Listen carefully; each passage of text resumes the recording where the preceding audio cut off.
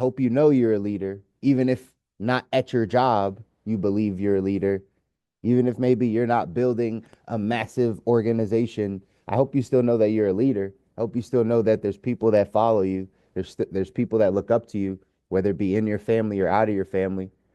I hope you know that the first step of being a leader is leading yourself, is making sure that you know how to lead yourself every single morning that we wake up. What's our mindset? This is why we're on these calls. It's because the first person you need to learn to lead is yourself. You can't lead other people if you don't lead you. If you don't know how to keep your own word, if you don't know how to wake up, right, and actually flood that mind with gratitude, like I always tell you, or set aside the first 15, 20 minutes of your day for yourself, or be able to manage your schedule well. If you can't do these things, it's really hard to go off and design the life that we don't need a break from. Because, in all honesty, you probably need people. You probably need to lead other people.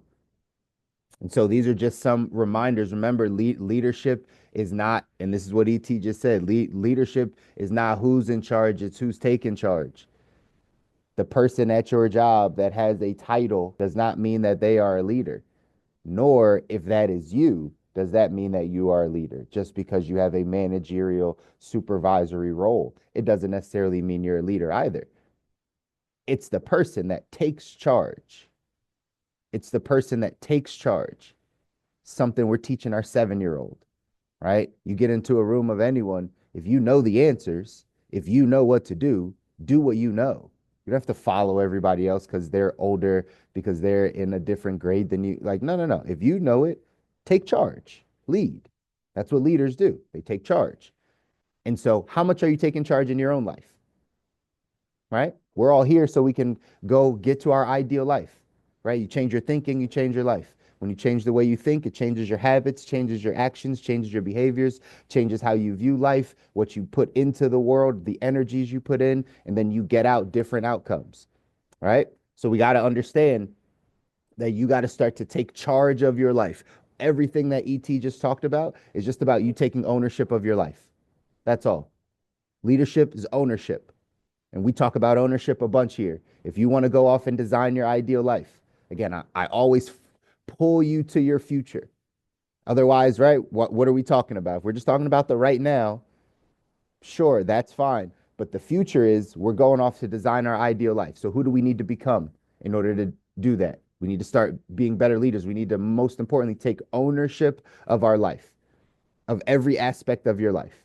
If you learn to take ownership of your income, of your health, of your relationships, of your spiritual life, right? Of all the things in your life, if you learn to just take ownership, if it is to be, it's up to me. I'm taking charge of this. I don't like the way my health is. I'm going to change it.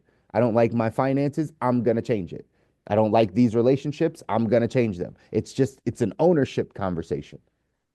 And that's what ET is talking about. He gave you a couple things to think about there. He said, what difficult decisions have you avoided that you need to confront? What difficult decisions or difficult conversations have you been avoiding?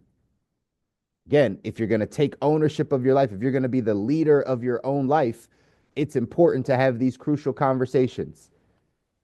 There's a book literally called Crucial Conversations. I forget who the author is. It's a great book teaching you how to confront, how to have crucial, important conversations with people. That's a leadership trait. If you don't do that with others, you got to do it with yourself. So, what decisions have you been avoiding that you need to take charge of, that you need to confront? That's a question you got to ask yourself to get to the life you want. Second thing he said, how can I push past this discomfort? Guys, we talk about discomfort all the time. You want to be successful in any area of your life, it's going to come with discomfort. The old cliche saying, right? Successful people are comfortable being uncomfortable. So the more you tell me how uncomfortable your life is, the more I know you're on the right path. The more you tell me all the discomfort that you're sitting in and all of the things that are happening, the more that I know, hey, you're on the right path. You're on the right path. Name of the book is Crucial Conversations. Crucial Conversations, Tatiana. Again, I don't know the author, but Crucial Conversations is the name of it. So again, what can help you push past the discomfort? Third thing, where are you playing it safe? Where are you playing it safe? There's always an area in our life that we're playing it a bit safe, where you know you could stretch more, you know you could give more, you know there's more learning, more growing, more fulfillment, but you're taking that step back. You're taking the second, third, fourth seat. You're not choosing to take charge. What area is that in your life? You got to identify this stuff. I talked to you about this as soon as we jumped on today's call. I said, hey, you got to make sure you're taking an inventory of your life. You got to take a snapshot of like, hey, how much have I grown from January till now? I had all these things I wanted to do at the beginning of the year. Where am I? It's about to be the first quarter of the year down. Where am I? I got to take inventory. We'll take inventory of some of these questions. Where are you playing it safe? Where do you know you can push a little bit more, but the comfort, the security, the certainty, those things keep you where you are. It can be any area of your life. I'm just planting the seed so you can go off and you can start to think about these things, reflect on these things of where it's happening in your life, because it happens to all of us. But you gotta make sure that these things are top of mind for you. So what's a difficult decision you've avoided that you need to confront? How can you push past your discomforts? And where are you playing it safe?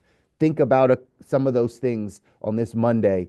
Think about the areas that you know you need to take some ownership. That's what we're talking about. In our text, the 177 Mental Toughness Secrets of the World Class by Steve Siebold, it says the world class knows the leader's primary role. A leader, right? A leader. I'm just gonna read this quote before I read the chapter. But here's what it says. It says leadership is not a designated position. It's a phenomenon. It's people following people because they want to, not because they have to. Do you follow you because you want to? I mean, you have to follow your own word, right? You have to lead yourself and follow you. But the question is, right, because leadership's not a title, leadership's not a position, leadership's not your manager at your job. Like leadership is not just a position. That's why you can work on this. That's why you learn how to lead you first before you can go off and be a great leader. Here's what it says in the text. It says, average performers see the leader as an authority figure who has power to hurt them. As a natural result of this fear, amateurs focus on staying out of their leader's line of sight, hoping to avoid trouble. Champions embrace leadership for what it is, the facilitation, guidance, and influence necessary to bring about change. Say that definition again. Champions embrace leadership for what it is, the facilitation, guidance, and influence necessary to bring about change. If you want to bring about change in your life, you are going to need the facilitation, the guidance, and the influence to influence yourself to change something. It says the pros know leadership at its highest level is facilitated by example. While average people view leadership as a role, the great ones know the heart and soul of leading goes well beyond the title or position. The pros know a leader's role only creates a limited amount of influence. They know leadership is dependent on gaining the respect and admiration of a group of people who independently decide to follow. Leadership is bringing out the best in people for the common good of the organization and placing the credit where it honestly belongs, with the team. The pros see leadership as building a team connected both intellectually and spiritually in order to manifest the vision of the unit. It is a humbling and awesome responsibility. Champions are grateful for the opportunity to bring about change and evolve as individuals at the same time. This is what should excite you about leadership. It's the opportunity to bring about change and evolve as a person. If you lead yourself first, if you take time to sit down, to reflect on some of these things ET just talked about, to ask yourself, what areas are you shrinking yourself? What areas do you need to take charge and take ownership of your life? And then be grateful for the fact that you can change your life. That's the punchline. If you lead yourself, you can lead yourself to the life that you want. Your spiritual, again, yes, we need God's provision. Absolutely. And he's given us choice. He's given us the ability to think and to be able to pursue whatever vision is in our mind that he's given us. And so your ability to change and evolve as an individual It's how you lead. It's how you lead yourself. It's what you have to remind yourself when you're thinking about changing your life is that you lead you. There's no one outside of you that is leading you. You control your actions and your attitudes. You control what you read. I know you might be influenced by what comes across your feed or what is on your Netflix feed. Like you might be influenced by it, but you choose it. You get to choose who to be around. You get to choose your environment. You get to choose what to read. You can lead yourself. By leading yourself, it's the facilitation, the guidance, and the influence necessary for you to create change. Start with doing that in yourself. Create change inside of you. Remember, don't wish you were easier, wish you were better.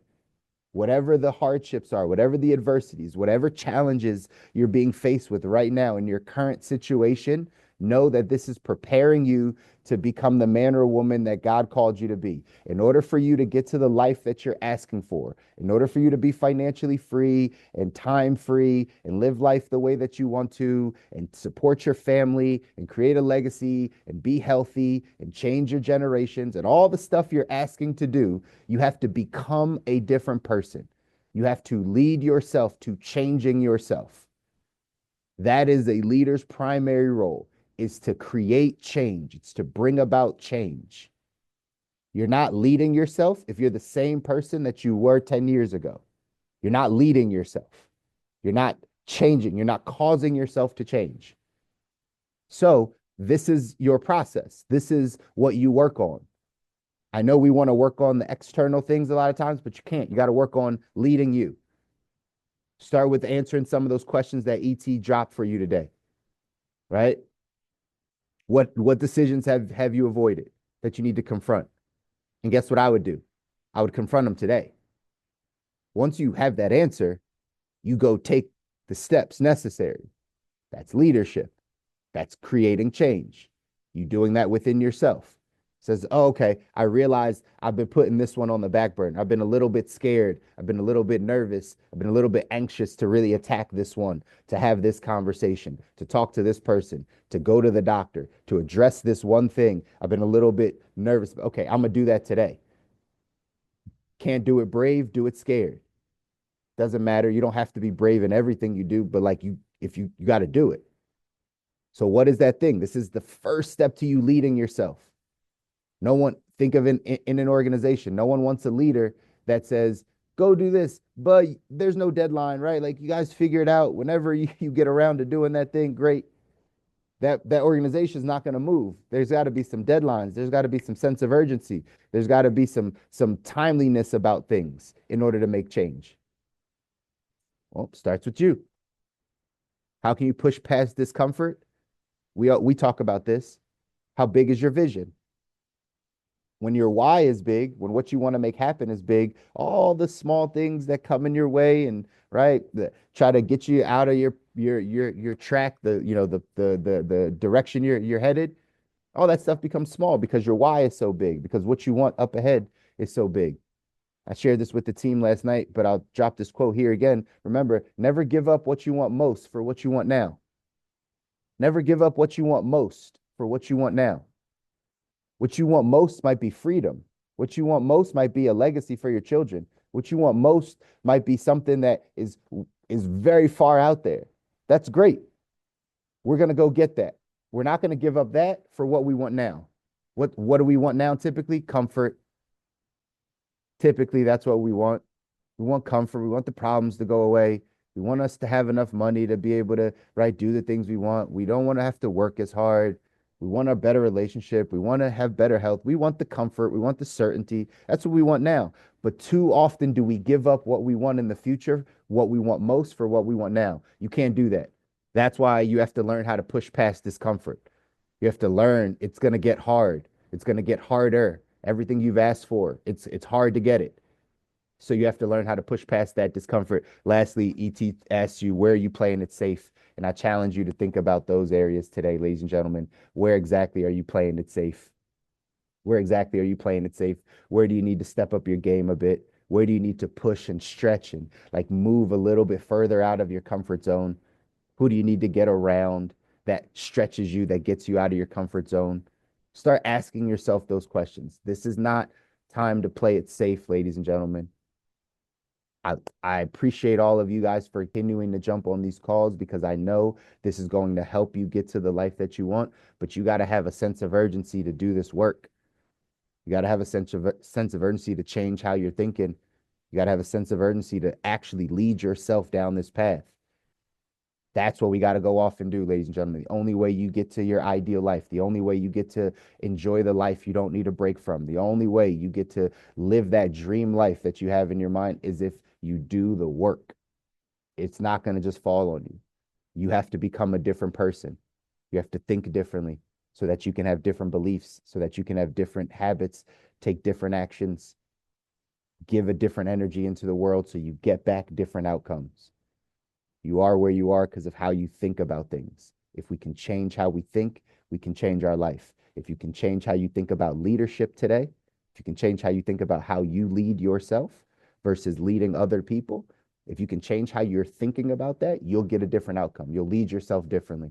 You'll hold yourself to a different standard, right? You'll keep integrity with yourself. You'll do different things because you believe leading yourself is going to be something that's going to allow you to get to the life you don't need a break from. It's all in our beliefs, ladies and gentlemen. I love you guys. I want y'all to win. You deserve to win. Your families deserve to win. Again, if nobody ever tells you that, keep jumping on these calls because, right, I'm going to positively brainwash you. I don't know what the world's doing out there. I don't know what social media is trying to do to you. I don't know what the news is trying to do to you, but I'm trying to positively brainwash you, right, with good things that you pass down that are going to help you create the life that you want, that are going to help the people around you create the life that they want if you just hear it enough. If you hear that like someone believes in you, someone cares about you, you deserve to win. You deserve all the good things you're thinking about. Like you deserve that stuff. Do you believe that though? Because maybe the world hasn't shown it to you or told it to you in that way. You got to hear it a bunch. You got to know that you're on the right path. You got to know that you're doing the right things. You got to know it. And that's how we get there. So use this group, use this community, keep showing up every Monday, Wednesday, Friday morning, and get this message in so you can positively brainwash yourself to get to the life that you want. Because most of the things around you are making it really difficult to get there. All right.